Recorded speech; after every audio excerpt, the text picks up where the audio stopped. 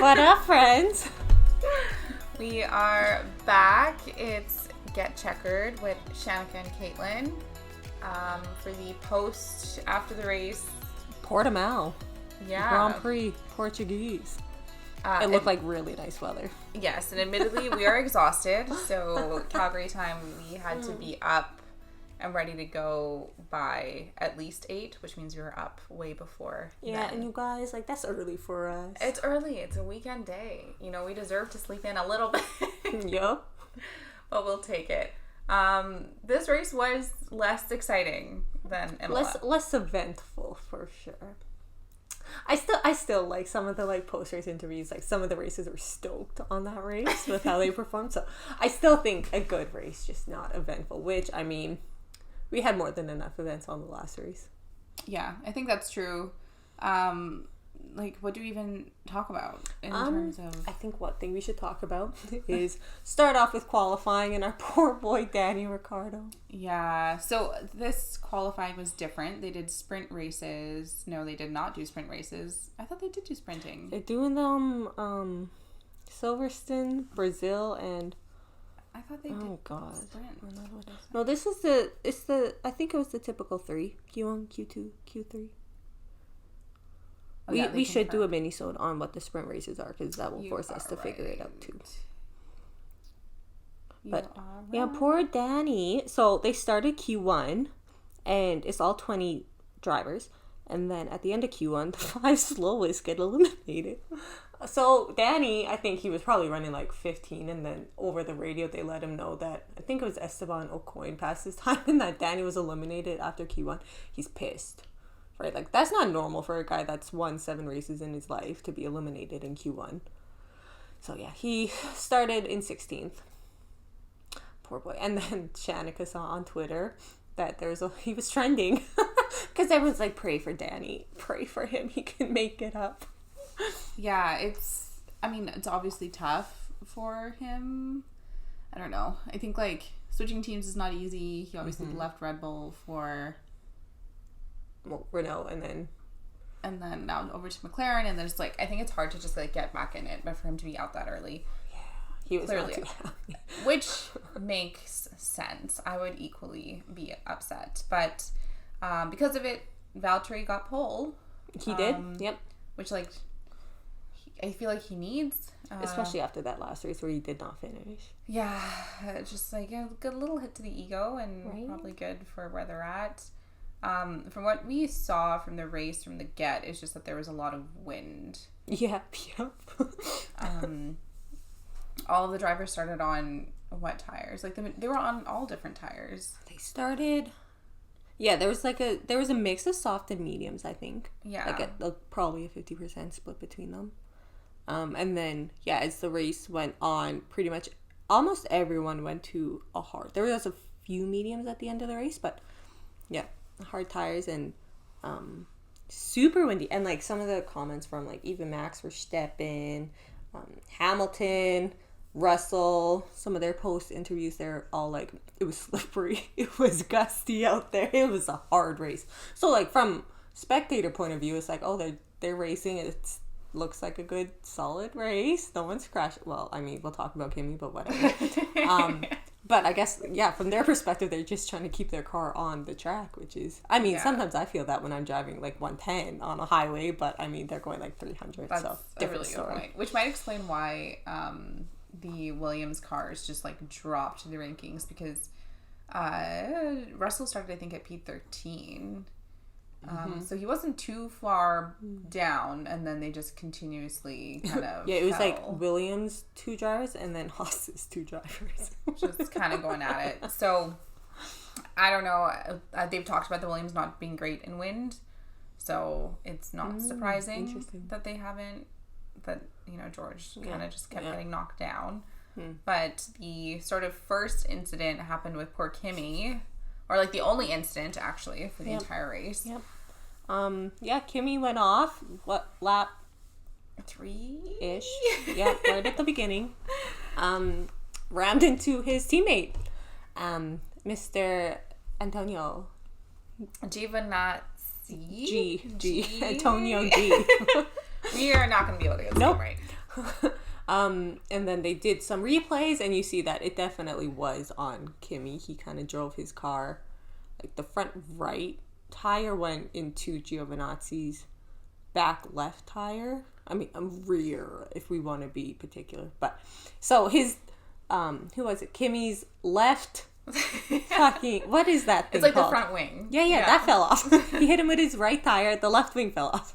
And so he went off track. It was scraping, but they still had to safety car after that. Yeah, for a few laps actually, which created to have it happen so early. I think created a lot of like what's gonna happen kind of thing. And then when the safety car left, Valtteri is the one that can kind of decide. Valtteri Bottas can decide when essentially everyone can gun it again. Mm-hmm. And he played like a really good little trick, I would say. Like even Lewis noticed. He was like, I took my eyes off for 1 second. Valtteri for 1 second to look at Max, and then Valtteri just gunned it. Yeah. And was leading for quite a while, and then it kind of fell apart for him a little bit. Not as bad as like an accident in Imola, but he seemed to have some sensor issues. Yeah. Got passed by his teammate, obviously, that we knew was likely going to happen.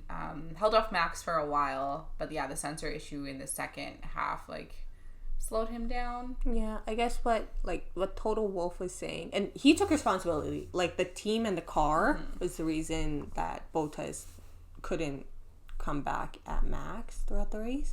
And they said that this sensor couldn't be overridden. Yeah. Is what they're saying. And so the car could only, like, go to such a performance before the alarm telling the car to back off a little bit. Basically. So they did, towards the end, swap him onto different tires just to get him to a place where he could at least get fastest lap. Mm-hmm. They pulled that for Bottas at like what, lap 63 or 64 of 66, like right at the end. They're like, okay, we're going to give you soft tires for the last laps where you have the least amount of fuel in your car. You're going to freaking gun it. And then Red Bull responded and did the exact same thing for Max. They're like, oh, we see what you're trying to do, but no, we want the fastest lap. Yeah, and I think that's what we're going to see for a lot of the season is just Max and Lewis Hamilton, but Mercedes and Red Bull just going at it. So Sergio was holding on to that fastest lap for so long, but he was so far behind that there was nothing he could do in terms of getting into the top three. So that's when the decision was made to let's swap them on better tires, get that fast lap, get that extra point, because it is going to come down to those really small points differences. And then Red Bull responded. Max actually ended up ending the race thinking he had gotten the fastest lap, which I think is very embarrassing. He was a little bit surprised when the announcer was like, so you had it taken away from you, and he's like, excuse you? What? It was in an interview, which is just like awkward to witness him be like, yeah, you know what, getting the fastest lap was great, and then be like, no, you didn't. Remember, bud, it got taken away from you because you exceeded track limits. He's like, what? And they're like, on turn 14, he's like, oh, but turn 14, like, they weren't counting that one for track limits. Well, and then, you know, those voiceovers in movies where they're like, and turns out Max just did not realize that they did put that in for turn 14. Exactly. So the poor guy just lost that. But I think the win is, like, Valtteri ended up getting it, so got something. I don't know what else kind of happened. It was just, like, Danny... amazing to come from P16 moving up to 9 P9. He got 9, yeah. He was up at 5 for a while there, but then he had to do his pit. Like, he was maybe one of the last ones, if not, yeah, he was one of. I don't think he was last, but to do his pit stop. So, while everyone else had their plus 25 seconds pretty much for however long to go through the pit lanes, he just kind of like kept creeping up until the point where he had to go in himself. And then have to swap tires, which I think the one thing that we're definitely learning is that tires and like fuel is key. All part of the strategy. Yeah. And so we heard McLaren talking to Lando. They're like, okay, Lando, still plan A. And it's like, oh, how many plans do you have? Yeah, and it doesn't have to do with your tires. And I think one of the reasons why they just left Sergio Perez out for so long. He made it like almost, if not 50 laps on one set of tires, which was astonishing. They were predicting everyone would go in between 20 and 30 laps. And he was still out there on his, sorry if you heard that Slack notification. Oh, man. But yeah, he was still out there, and I think that speaks to just his ability to manage his tires, first of all. But just the complexity of the sport, that there's so much more going on than just guys racing. They're really trying to figure out. There's a lot of strategy, and I think like Shanika and I want to do an episode on that, but we got a lot of stuff to figure out too. Yeah, there's a lot to learn about tires. But it does make a difference. Like Sergio Perez, Valtteri was able to get enough of a lead, and then they pitted him to swap tires. He would, because so they were saying he wanted like a 28 or 29 second lead on Perez before he could go into the stop, which takes about 25 seconds to still stay ahead of him, and they got that, and so they were able to get Bottas on the softer tires for the very end and play that strategy game. But yeah, no, I think like Sergio Perez definitely showed his experience in that race. Yeah. And you're saying he's known as one of the best tire management racers out there. Yeah, he's 100% just very good at managing tires. And I think it's good that they have someone like him complimenting Max Verstappen. Yeah. Showing him like... Yeah. Like Max is just like, go, go, go. I want everything fast. And Sergio's like, okay, let me show you how like technique and like... Exactly, how you can make things last just a bit longer, which, you know, helps you through some tough spots. I think a disappointing thing was for Carlos Sainz just to not be in the points at all. I think he ended up finishing 11th. Yeah, so 0. Which sucks. It just... Because he is a good driver. He is a good driver. And very, I think the right term is like stable. So you can always... He'll always get some sort of point normally. So he's very steady. You can rely on him for that. So for him to not get points, I think, is real shit. What was surprising to me, though, was Alpine. Yeah. What did they get? 7-8? Yeah. 7-8. Oh, Esteban Ocon and Fernando Alonso. We got it right, y'all. Got it right this time. They placed really well, which was surprising for me because I mean, we're only, 2 or 3 races in, but I was a little surprised. Yeah, like we're definitely anticipating McLaren Ferrari to be up there the whole time. So Alpine kind of split both those teams. Yeah, exactly. So maybe they could be in the running too. Who knows? Time will tell. That like mid-grid is turning out to be a lot pretty exciting, yeah. Yeah, really exciting because like Caitlin said, I think everyone was just expecting it to be Ferrari and McLaren, but you have Alpine who's doing really well. You have Danny who's getting used to the car, so he's, you know, facing a different challenge with the vehicle. And people are just showing that they're fixing the cars as they go, so there's like it's evident that the changes that they're making are effective. So we'll see what else is going to happen at the back of the grid, aside from the poor Williams just like clearly struggling in the wind. So George Russell still doesn't have a point for Williams. Yeah, which is not great. You know, we saw a little bit of racing for Mick Schumacher. Yeah, and then you showed me the video of what's his name, Vettel passing him, giving him away. That's epic. I love that. I think Sebastian Vettel has the most fun out there. Like, even though he obviously wants to be in a better car and all that kind of stuff, he still seems to be having a good time and like throwing thumbs up, waving at people. I love it. Like just having a good old jolly time.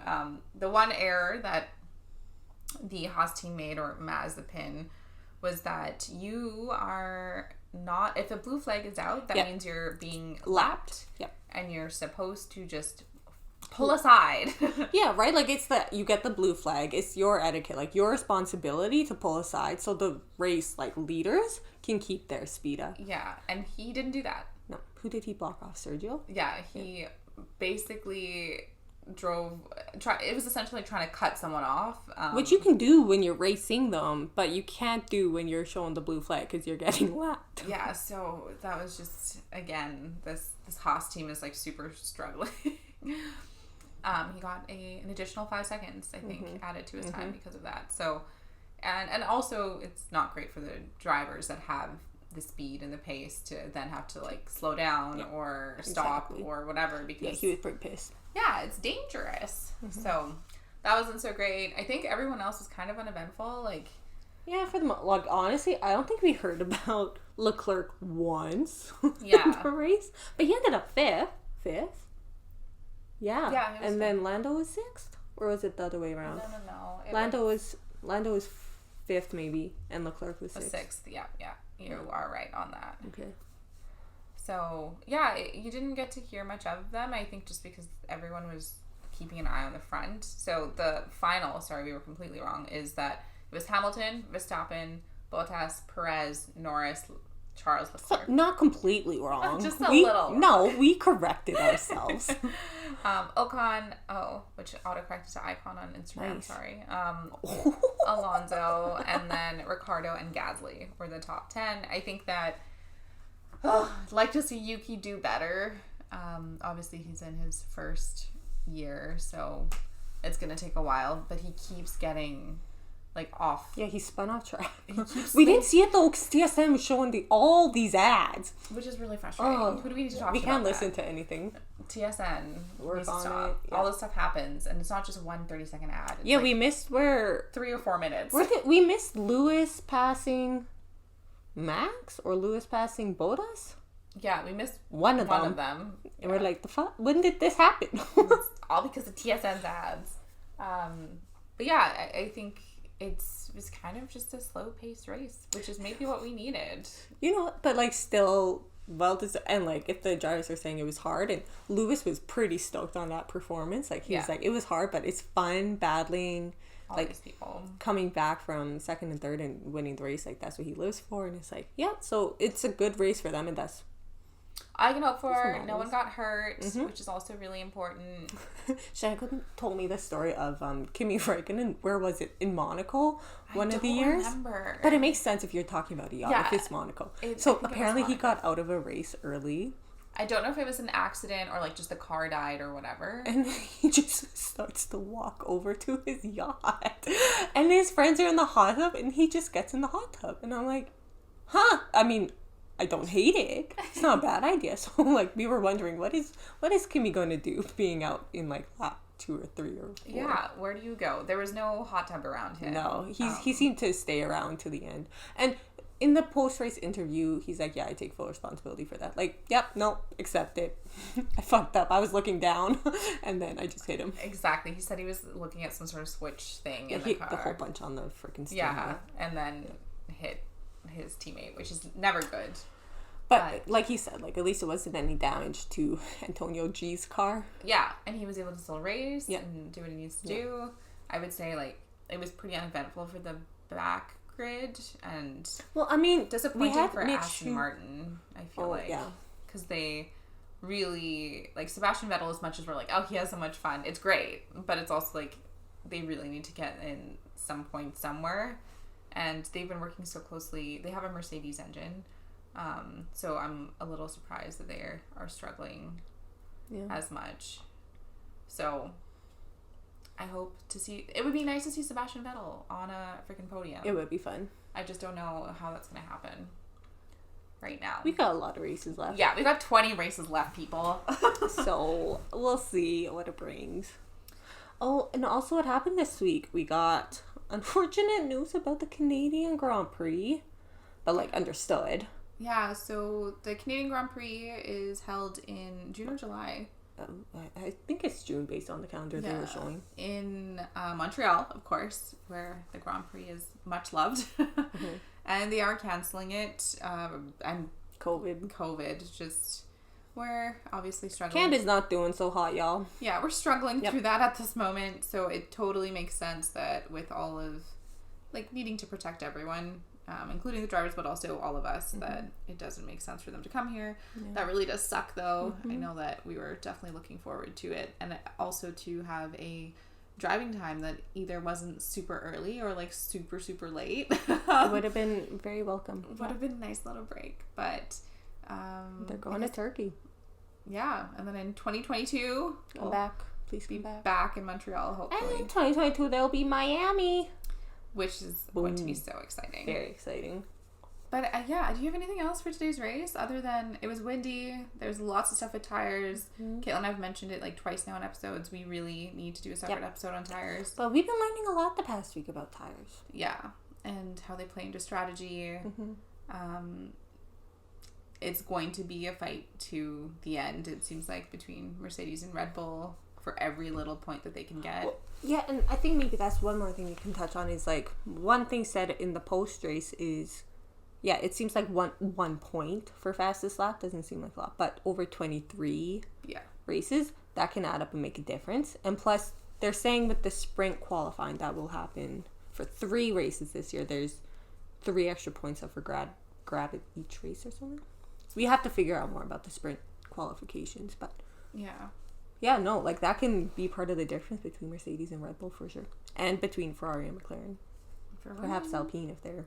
I mean, I did not expect that from Alpine today. Me neither. Esteban Ocon seemed pretty ecstatic with that. He's like, yeah, we did good. They didn't seem surprised. I was very surprised. The next race is in Barcelona. Fun fact, Caitlin and I and Anisha, who's Caitlin's roommate, our friend, we all traveled to Spain, so we have a lot of Barcelona fun memories. Oh my god. Fond memories. Definitely wish we were going to Spain to watch this. But apparently with the warmer weather in Spain, it does favor the Red Bull vehicle. Oh, interesting. That's what Christian Horner was saying. So I don't know if he was just saying it for saying it. I know, maybe Christian Horner's just like, let me get into everyone's heads.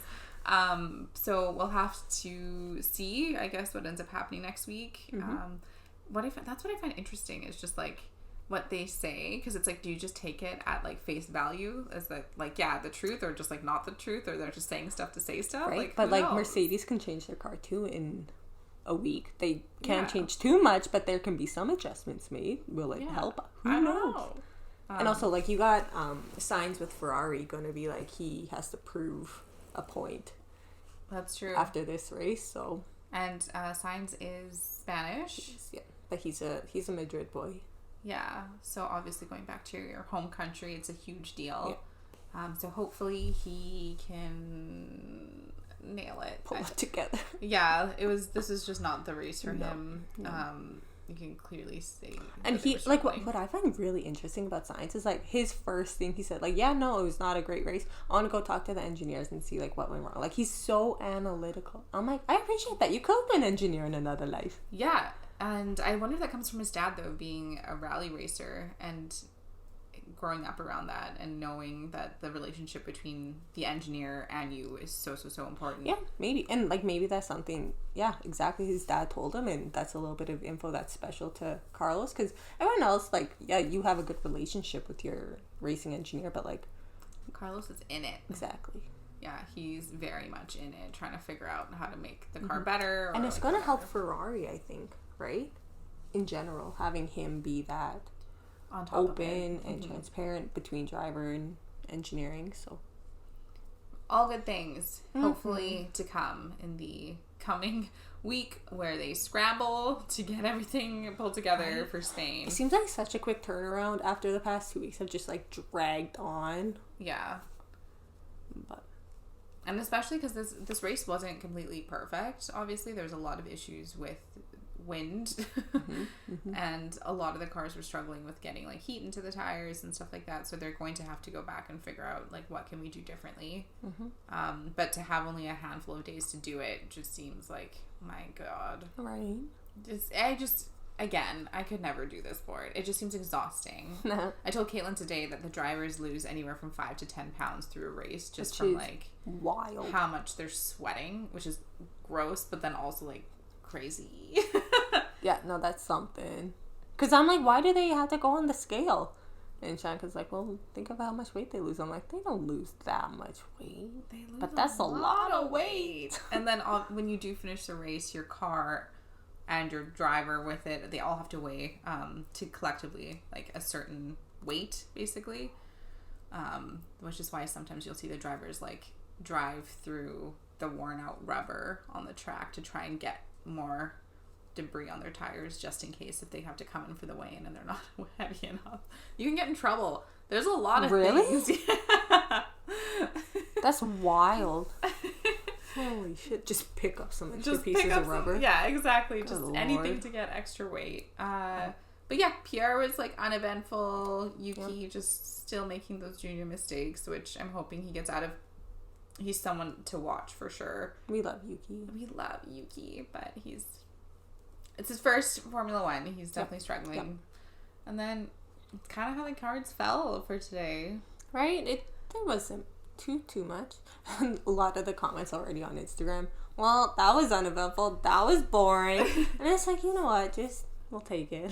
Yeah. And gotta celebrate the small things, which is, it's nice to see Valtteri finally have some sort of podium somewhere. Right. So they're saying he's 4th in the Drivers' Championship, and it is Lando that's 3rd. Yeah. Currently, which is kind of cool.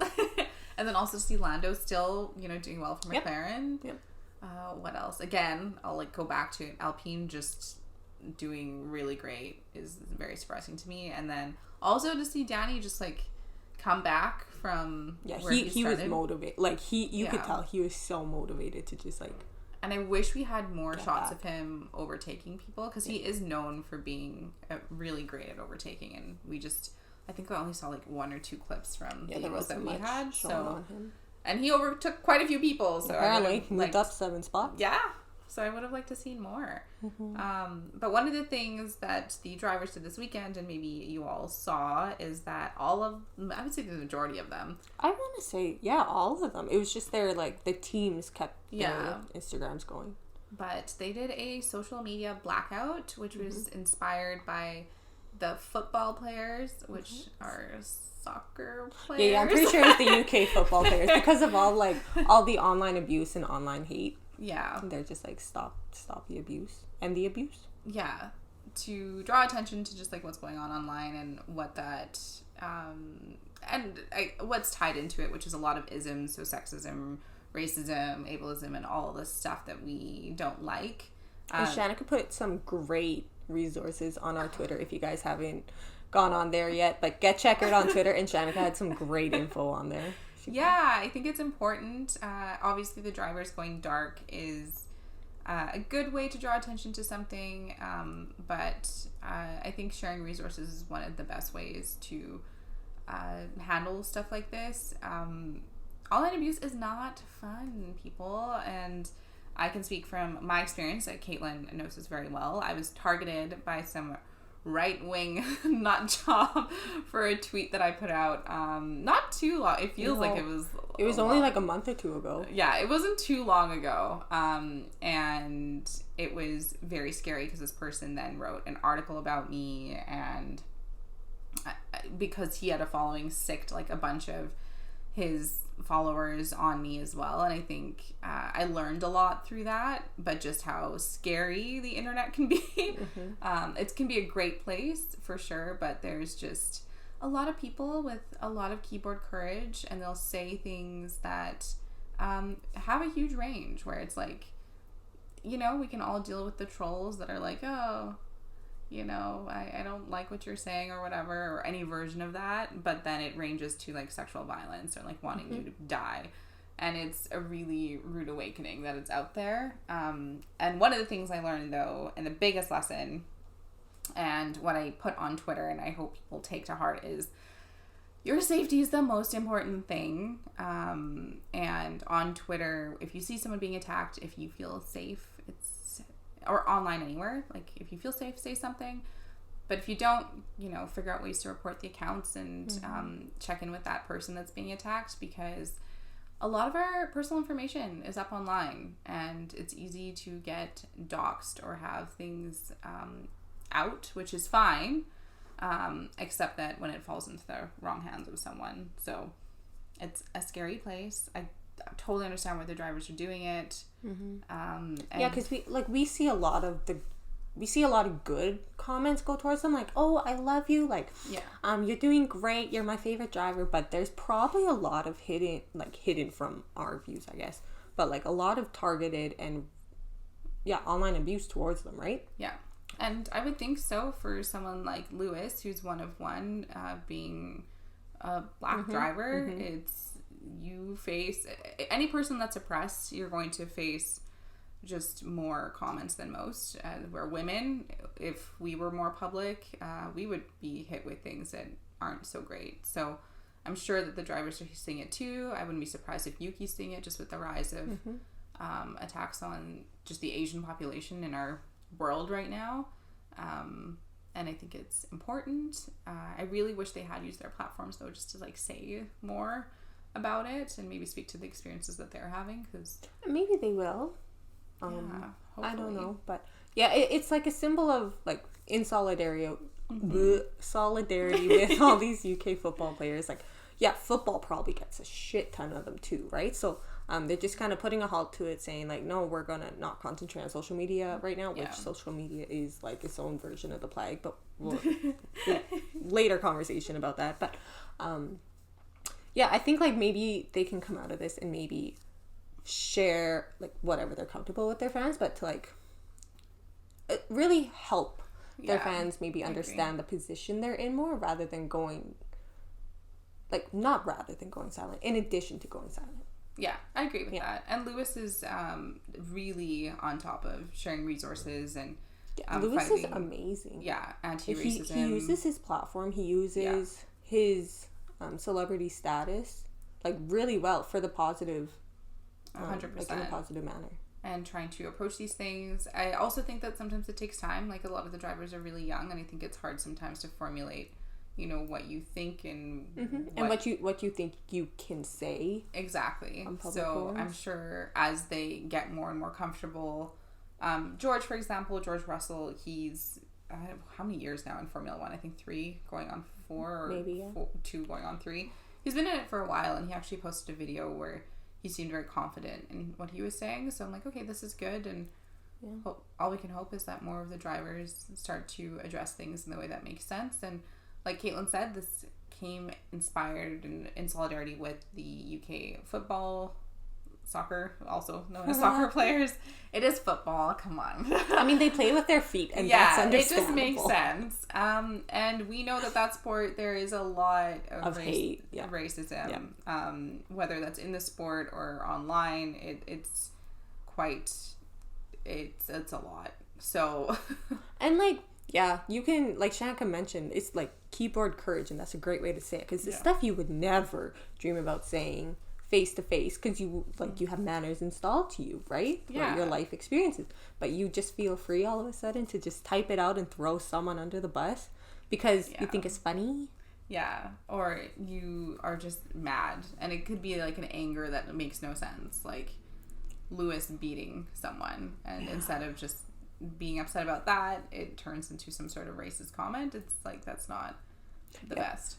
No, it's absolutely ridiculous what you can do on the computer now.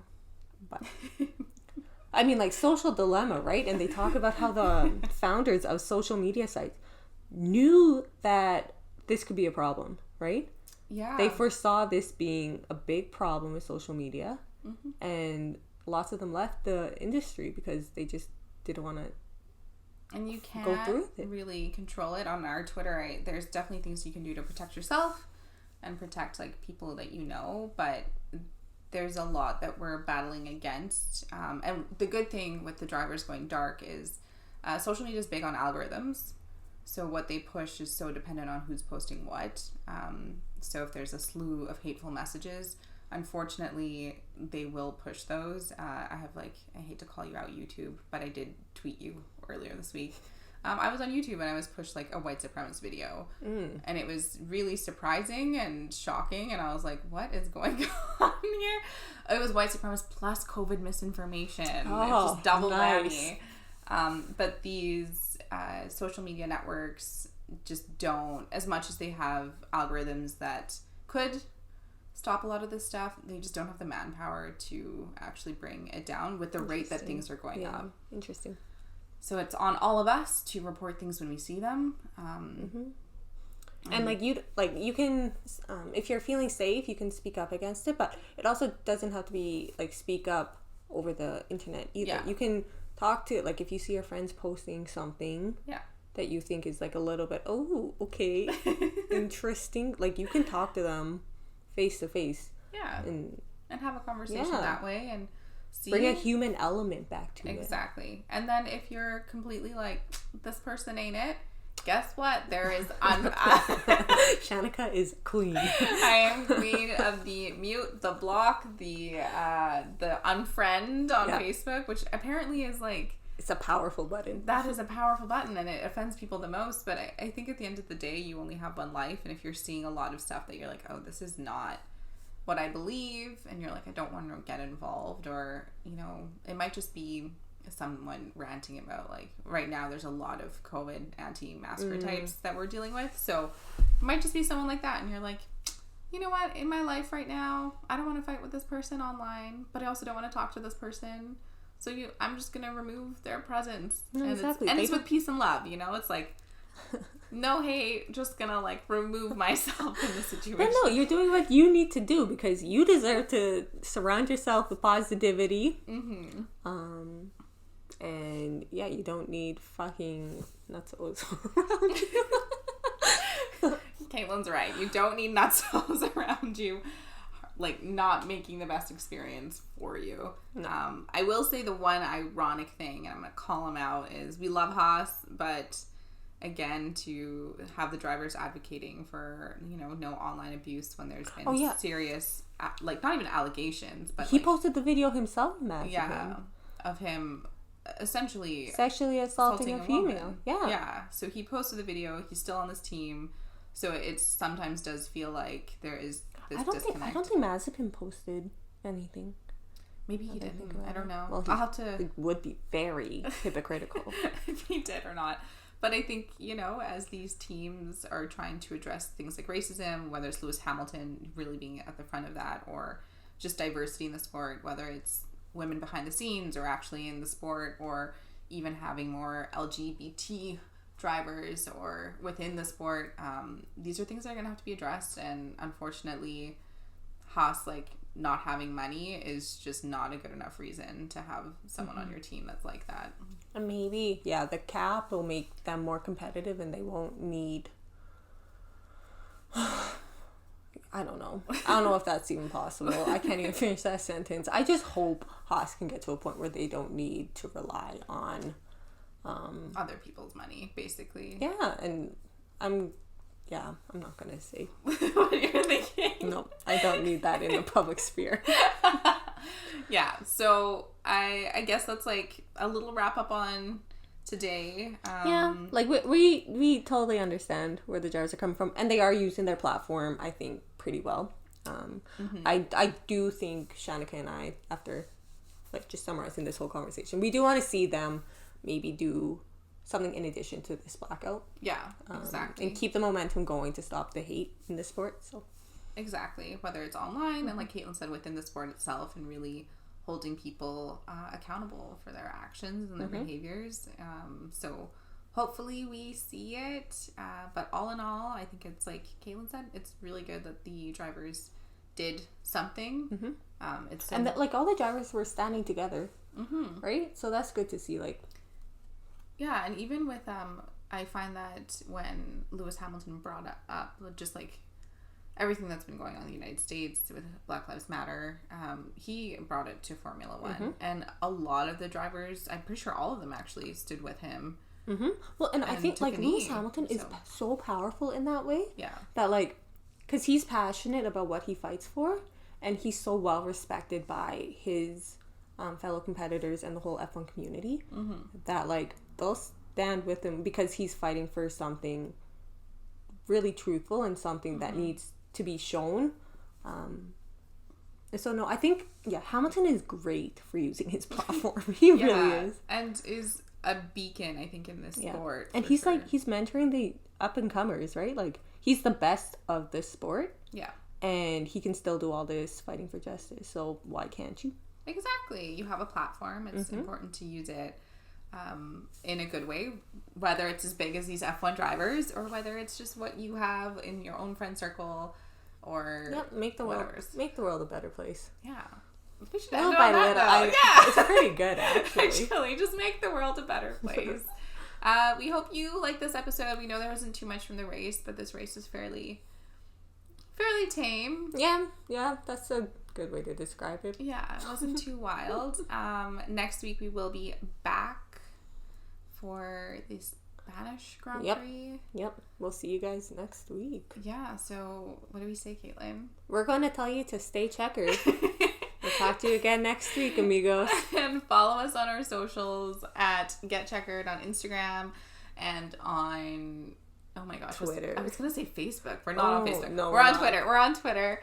And to subscribe and follow and review our podcast on all streaming services. Yeah, like we'll do a lot of race stuff and Formula One stuff, but like Shanika posting all these good resources on for online hate and what you can do about it. Like Shanika is a superstar. Oh, thank with this stuff. So we hope we can like kind of bring other fields of the world into our podcast and help you guys learn.